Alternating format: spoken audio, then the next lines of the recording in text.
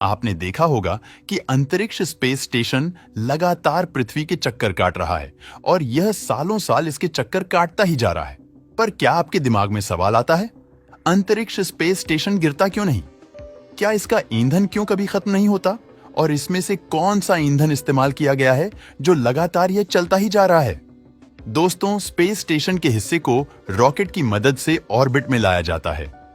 Orbit में पहुंचने और वहां बने रहने के लिए स्पेस स्टेशन को एक निश्चित गति की जरूरत होती है।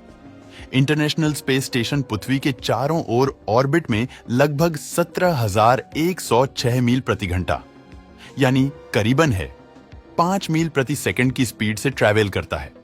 इसका मतलब यह हुआ, स्पेस स्टेशन हर 92 मिनट में पृथ्वी का एक चक्कर लगा लेता है और इसी अंतराल में हर 3 घंटे में सूर्योदय होते हुए देखता है।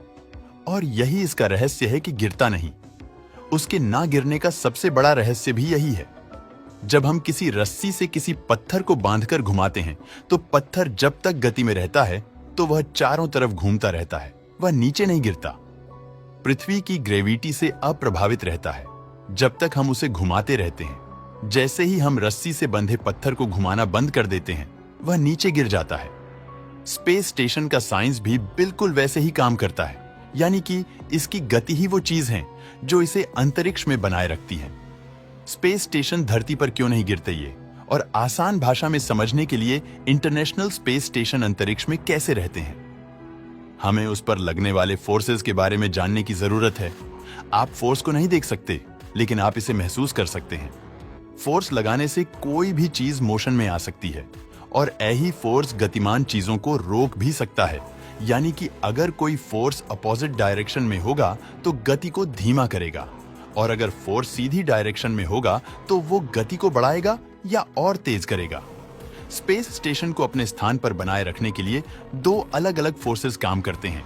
पहला एक गुरुत्वाकर्षण है, यानी कि ग्रेविटी, जो कि पृथ्वी की तरफ से लगाई जाती है, जो कि उन चीजों पर लगती है जिनका वजन होता है, जो चीजें बहुत भारी होती हैं। जैसे कि ग्रह एक फोर्स बनाते हैं जो कि छोटी चीजों को अपनी ओर आकर्षित करते हैं। इसी वजह से हम सभी आकाश में नहीं तैरते हैं और जब हम हवा में कूदते हैं तो फिर से नीचे भी गिरते हैं, क्योंकि पृथ्वी गुरुत्वाकर्षण हमें हमेशा जमीन पर खींच रहा होता है। जब एस्ट्रोनॉट पृथ्वी से दूर जाते हैं तब स्पेस में तैरते हैं, क्योंकि वे प्रत्येक ग्रेविटेशनल फोर्स को एस्केप कर चुके होते हैं। तो फिर ग्रेविटी स्पेस स्टेशन को वापस धरती पर क्यों नहीं खींचती? इस सवाल का जवाब जानने के लिए आपको एक दूसरे फोर्स के बारे में जानना होगा, जिसे सेंट्रीफ्यूगल फोर्स कहा जाता है। दरअसल है, जब चीजें एक घेरे में घूमती हैं तो सेंट्रीफ्यूगल फोर्स उन्हें घेरे से बाहर धकेलता है। इंटरनेशनल स्पेस स्टेशन निर्धारित गति से पृथ्वी की ओर चक्कर लगाते हैं। ISS जैसे स्पेस स्टेशन एक निर्धारित गति से पृथ्वी का चक्कर लगाते हैं। इसे दूर धकेलने वाला सेंट्रीफ्यूगल फोर्स है, ठीक उतना ही होता है जितना कि इसे अंदर खींचने वाला ग्रेविटेशनल फोर्स है।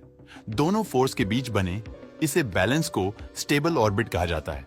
जब तक इसके साथ बदलाव ना किया जाए या स्पेस स्टेशन को रोका ना जाए, ये इसी तरह से अंतरिक्ष में बना रहेगा।